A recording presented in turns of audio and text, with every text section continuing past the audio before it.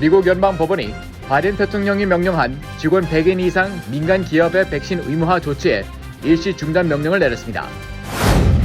뉴욕시 전역 1천여 곳의 공립교가 오늘부터 5세에서 11세 어린이를 대상으로 한 백신 접종을 시작했습니다. 지난 5일 휴스턴의 한 콘서트장에서 발생한 8명 압사 사고와 관련해 힙합 스타 트래비스 스캇이 $100만 소송에 휩싸였습니다. 오늘부터 33개 국에서 출발하는 백신 완전 접종자는 격리할 필요 없이 미국에 입국할 수 있게 됐습니다. 뉴저지 엑세스 카운티 수사 당국이 3주 전 실종된 14세 이하 수색을 위한 수사를 펴고 있지만 진전이 없어 수사 범위를 확대하고 있습니다. 어제 아이비리 대학 3곳에 폭발물이 설치됐다는 협박 전화가 걸려와 건물이 일시 폐쇄되는 소동이 벌어졌습니다. 이에 대학교에서 유세한 사건이 벌어진 지 이틀 만입니다. 작년 미 전국 입원 환자 중 1만여 명이 병원에서 코로나19에 감염된 것으로 드러나 병원이 감염의 온상이라는 지적이 나왔습니다. 뉴욕타임스가 미국에서 초밥을 대중화시킨 인물로 한국인인 문선명 전 통일교 총재를 지목해 관심을 끌고 있습니다.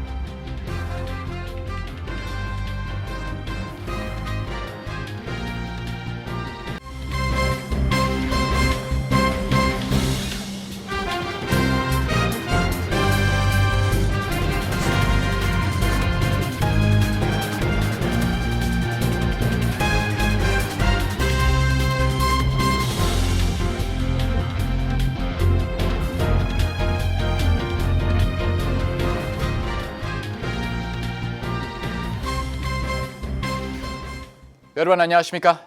KBTV 뉴스9 이창원입니다. 지난 6일 연방법원이 바이든 대통령이 추진하는 직원 100인 이상 기업의 백신 의무화 조치를 잠정 중단할 것을 명령했습니다. 김경선 기자의 보도입니다. 루이지애나주 제5회 연방순회항소법원은 직원 100인 이상 기업을 대상으로 한 백신 접종 의무화 조치가 중대한 헌법적 문제가 있다며 법원의 추가 조치 전까지 해당 조치의 중단 결정을 내렸습니다. 이는 텍사스, 루이지애나, 미시시피, 사우스캐롤라이나, 유타주와 일부 민간 기업들이 공동으로 법원에 진정서를 제출한 것에 근거한 판결입니다. 앞서 미주리, 알래스카, 애리조나주 등 11개 주 법무장관도 이 조치에 반대하며 제8연방항소법원에 소송을 제기한 바 있습니다. 켄터키, 테네시, 오하이주 법무장관 또한 연방정부 개혁업체를 상대로 한 백신 의무화 조치 중단을 위해 소송을 진행하였습니다. 이는 백악관이 100인 이상 기업체에 1월 4일까지 백신 의무화 기한을 설정하고 위반 시 $14,000의 벌금을 부과하는 등 다소 강력한 백신 정책을 펼친 것에 대한 반발로 볼 수 있습니다.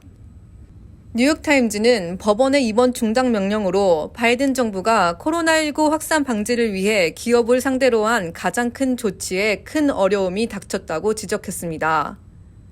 이와 관련 비베크 머시 보건복지부 의무총감은 천연두 유행 시 군인들의 예방접종을 의무화했던 것을 모범적인 사례로 들며 대통령과 행정부가 타당한 근거로 백신 의무화 조치를 내린 것이며 이 같은 조치가 코로나19 사태를 끝내는 데 중요한 역할을 할 것이라고 지적하며 백악관의 결정을 지지하였습니다. 이러한 반발 속에서 100인 이상 기업 백신 의무화 정책이 정상적으로 시행될지 귀추가 주목됩니다. 이번 의무화 시행은 미 전국 약 8,400만 명에게 영향을 끼칠 것으로 전망되고 있습니다. KBTV 뉴스 김경선입니다. 뉴욕시 전역 1천여 곳의 공립학교들이 오늘부터 5세에서 12세 미만 아동들의 접종을 실시하고 있습니다.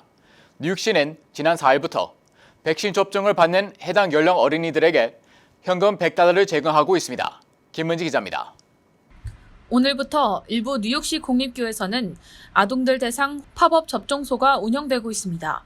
뉴욕시 정부는 이번 달에만 시전역 1천여 곳 이상의 공립교에 팝업 접종소를 설치 운영할 계획이며 이번 접종 독려책을 통해 올 학기 말까지 뉴욕시 공립교 내 교실에 마스크가 없어지는 변화를 가지고 오도록 하는 것을 목표로 하고 있습니다.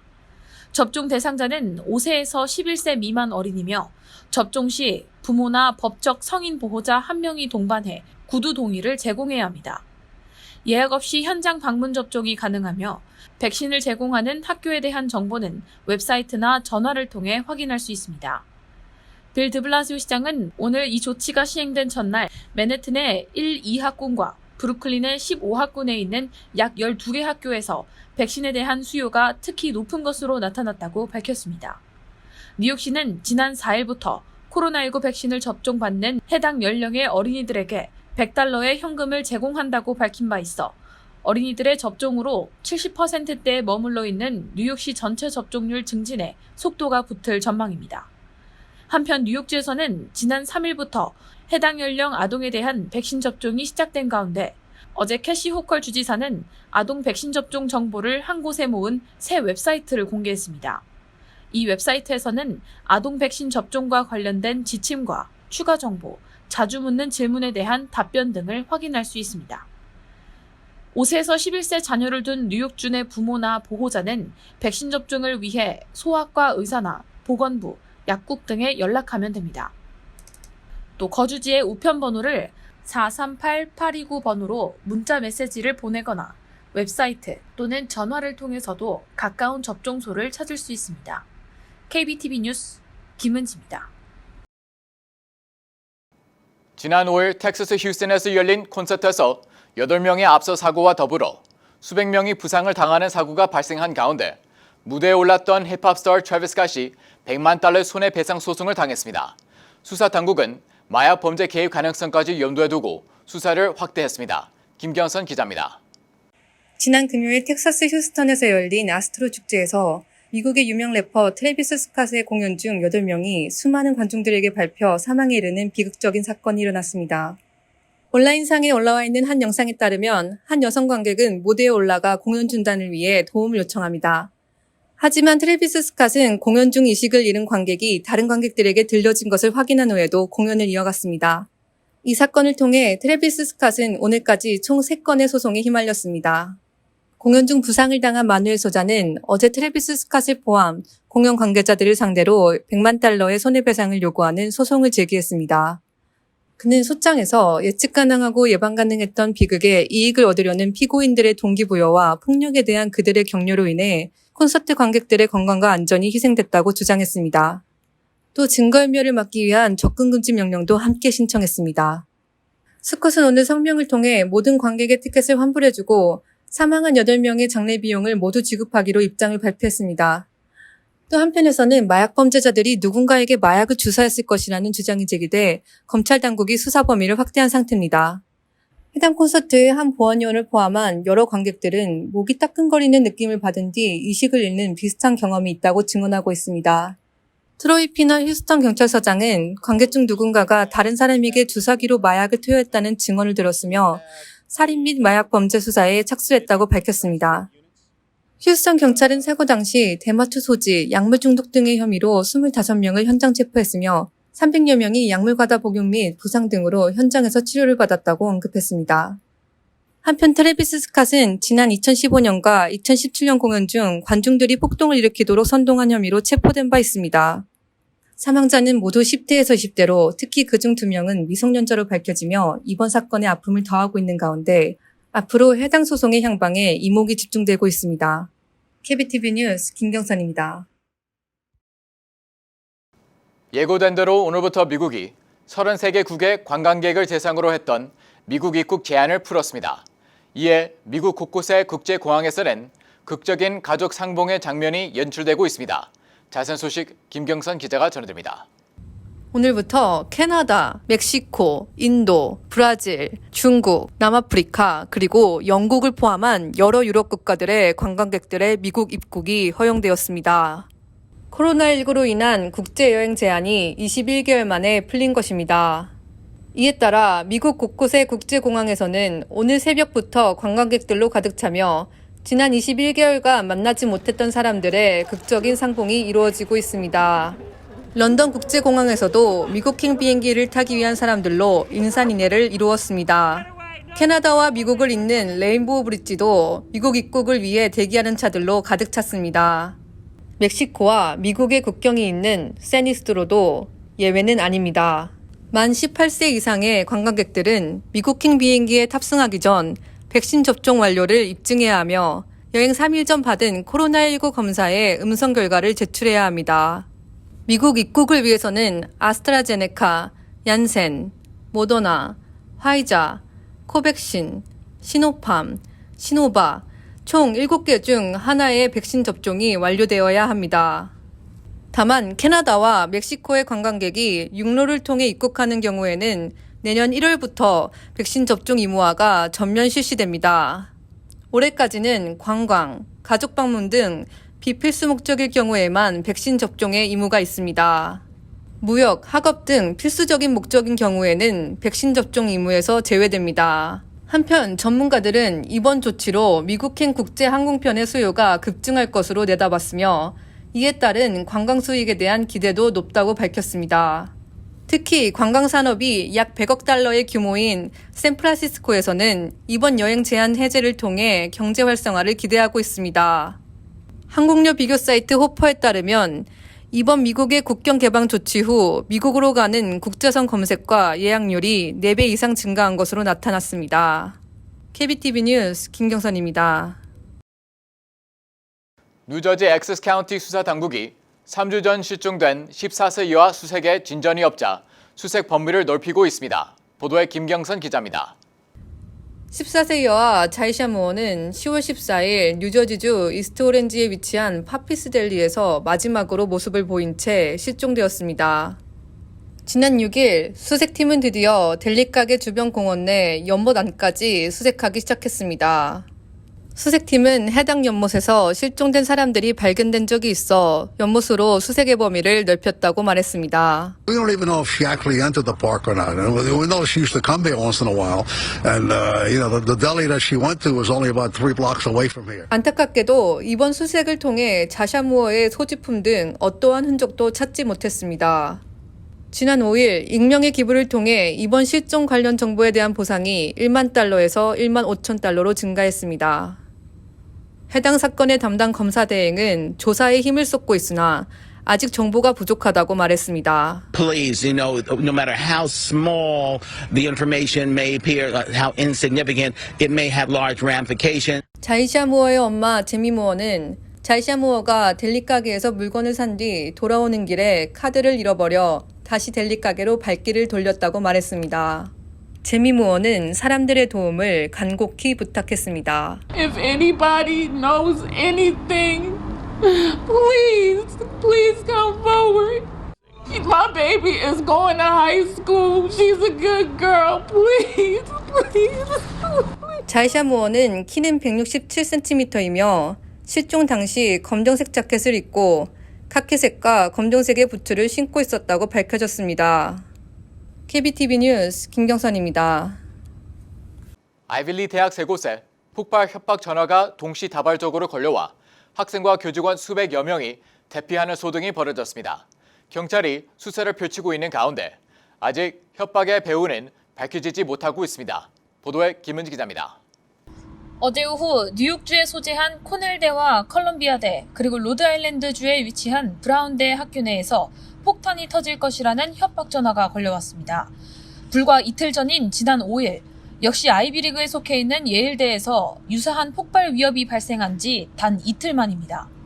코넬대는 즉시 SNS를 통해 4개 건물에 폭탄이 설치됐다는 협박 전화를 받았다며 학생들에게 대피 경고 메시지를 보냈습니다. 컬럼비아대 측도 트위터를 통해 교내 전체에 비상경보를 발령하고 추후 공지가 있을 때까지 대피하라며 학생과 교직원을 전면 대피시켰습니다. 브라운대의 학생 언론도 경찰이 현재 캠퍼스 내 여러 건물에 대한 폭발 위험성을 조사하고 있다고 알렸습니다. 뉴욕시경의 수색 약 2시간 끝에 경찰 측은 어떠한 폭발 장치 등 폭발 위협의 증거를 찾을 수 없다며 신뢰할 수 없는 협박이라고 결론지었습니다. 해당 아이비리그 대학 3곳은 뉴욕시경이 폭발 위협을 신뢰할 수 없다는 판단을 지은 이날 오후 캠퍼스 운영을 재개하고 출입을 정상화했습니다.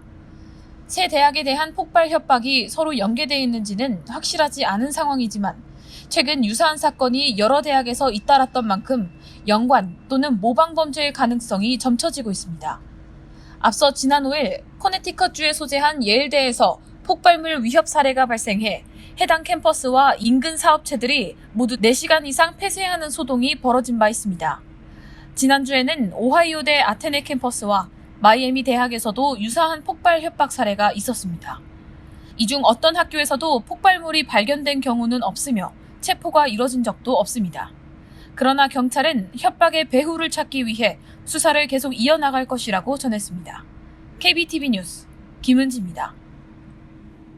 지난 한 해 동안 전국 병원에 입원한 일반 환자 1만여 명이 병원에서 코로나19에 감염된 것으로 드러났습니다.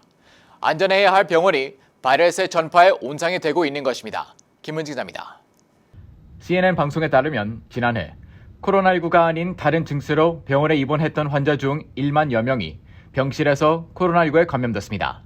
지난해 4월부터 6개월 동안 병원에서 코로나19에 걸린 환자의 약 21%가 사망했습니다.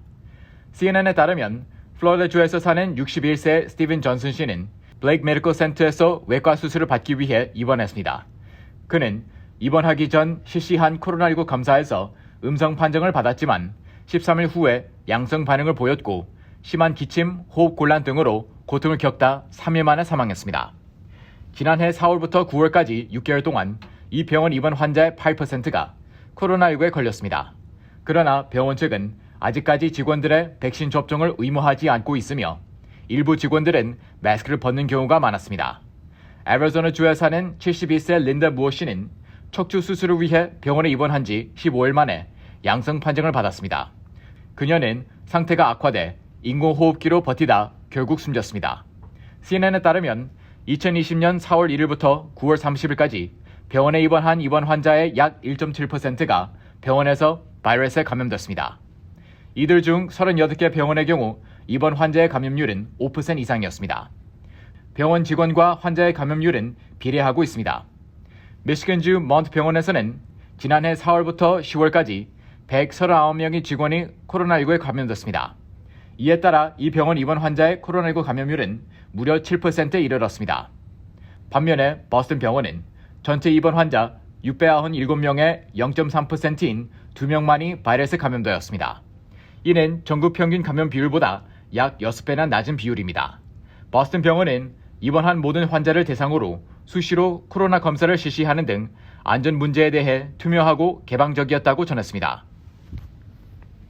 뉴욕타임스가 일본 음식으로 알려진 초밥을 미국에서 대중화시킨 인물이 한국인인 문선명 전 통일교 총재라고 주장하는 기사를 보도해 관심을 끌고 있습니다.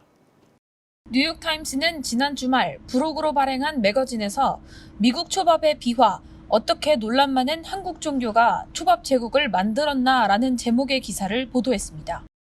타임스는 이 기사에서 1980년대 미국인 중 참치 뱃살과 오마카세를 아는 사람은 거의 없었다며 미국 내 초밥의 대중화를 이끈 건 문 총재라고 소개했습니다. 문 전 총재가 통일교를 창립할 때 그를 따랐던 70여 명 중 대부분이 일본인이었습니다. 문 총재는 80년경 참치의 길이란 연설을 통해 이들 신도들에게 수산물 유통업을 구체화할 것을 지시했습니다.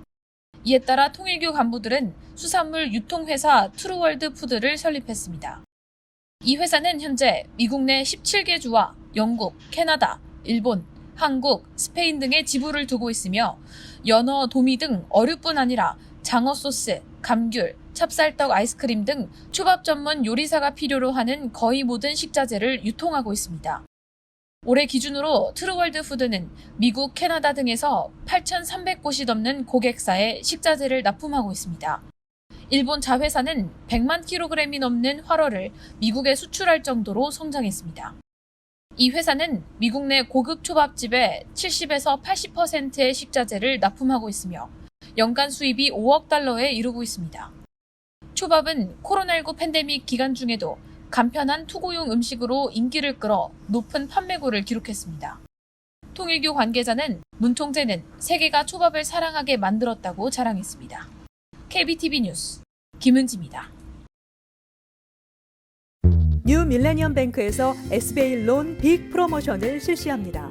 첫째, 클로징 기준 융자 금액 3%의 SBA 보증 수수료를 면제해드립니다. 둘째, 향후 3개월 동안 원금과 이자를 대신 내드립니다. 셋째, 최소 10% 다운으로 건물 구입과 융자 신청이 가능합니다. 위 내용은 SBA 승인을 대상으로 하며 모든 대출자가 자격이 되는 것은 아닙니다. 본 혜택은 2021년 9월 30일까지이며 SBA에 의해 조기 종료될 수 있습니다. 기타 약관과 조건이 적용되며 프로그램과 약관과 조건은 예고 없이 변경될 수 있습니다. FDIC 멤버 앤 이퀄 하우징 렌더. 오늘 아침 MTA를 이용하는 통근객들은 교통국 직원 부족으로 인해 운행이 차질을 빚으면서 발이 묶이는 불편을 겪어야 했습니다. 오늘 아침 MTA 관계자는 트위터를 통해 현재 배치 가능한 모든 인력과 서비스를 최대한 동원해 운영하고 있다고 안내했습니다. 하지만 W열차는 양방향으로 운행이 중단됐으며 이를 이용하는 승객들은 N 또는 R 열차로 갈아타야 했습니다. 이외에도 C, D, E, F, J, M 열차의 운행에도 차질이 빚어져 승객들의 불만과 항의가 쏟아졌습니다. 한편 뉴저지 트랜짓도 팬데믹으로 줄었던 승객 수가 경제 재개로 인해 다시 급증하자 이 수요를 충족하기 위해 36개의 열차를 추가하기로 했습니다. NJ 트랜짓은 지난 금요일 평일 시간표에 22편의 열차를 특히 메인과 버겐 카운티 노선에는 주말과 공휴일에 매 시간 14개의 추가 열차를 운행하고 일부 노선에서는 급행 서비스도 이용할 수 있도록 조치했다고 밝혔습니다.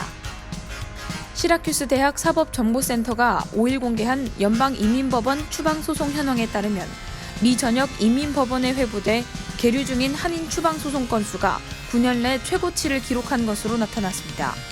올해 9월 말 기준 총 1,057건을 기록했는데 이는 전년도 같은 기간 1,026건에 비해 3%가량 늘어난 수치로 2012년 이후 최고치를 기록한 것입니다.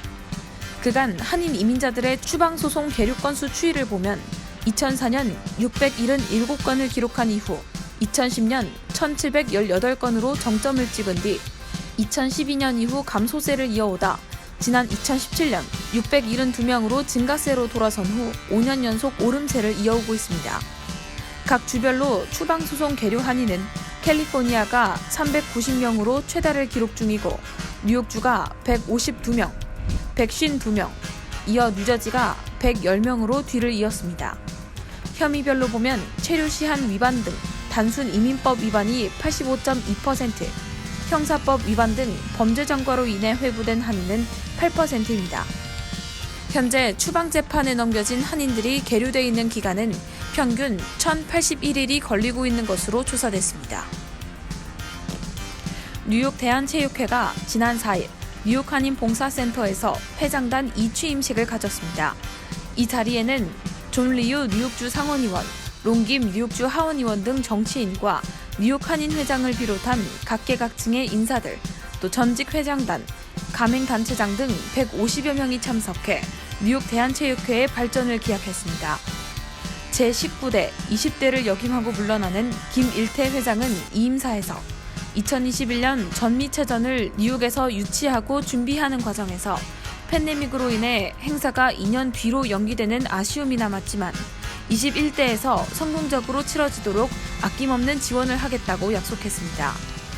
제21대에 취임하는 곽우천 회장은 취임사에서 이번 임기는 2023 전미체전이 뉴욕에서 이뤄지는 중요한 시기인 만큼 최선을 다하여 준비하고 체육인만의 잔치가 아닌 뉴욕 한인사회의 잔치로 만들겠다는 포부를 밝혔습니다.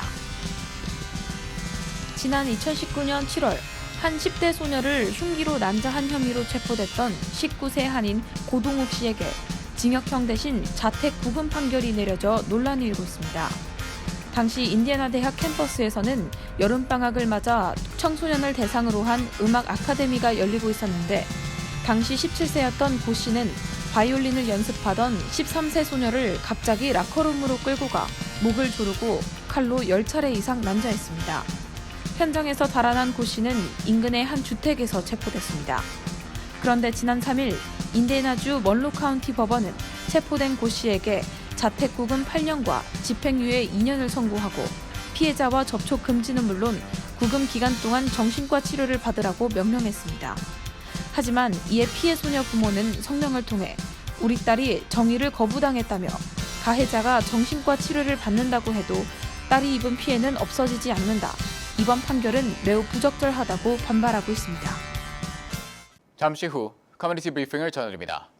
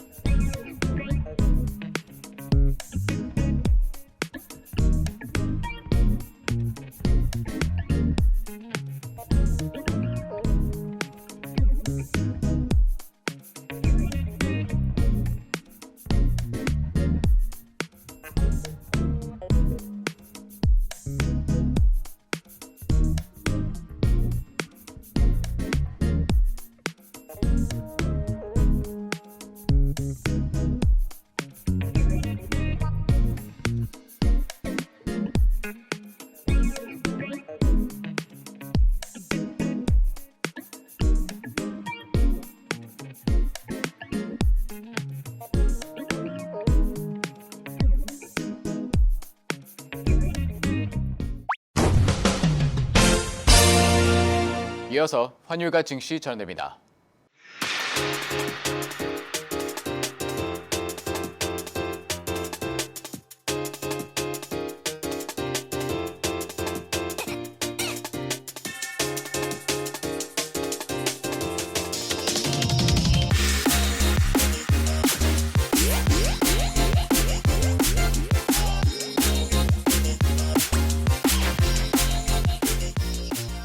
잠시 후 뉴욕과 뉴저지 날씨 전해드립니다.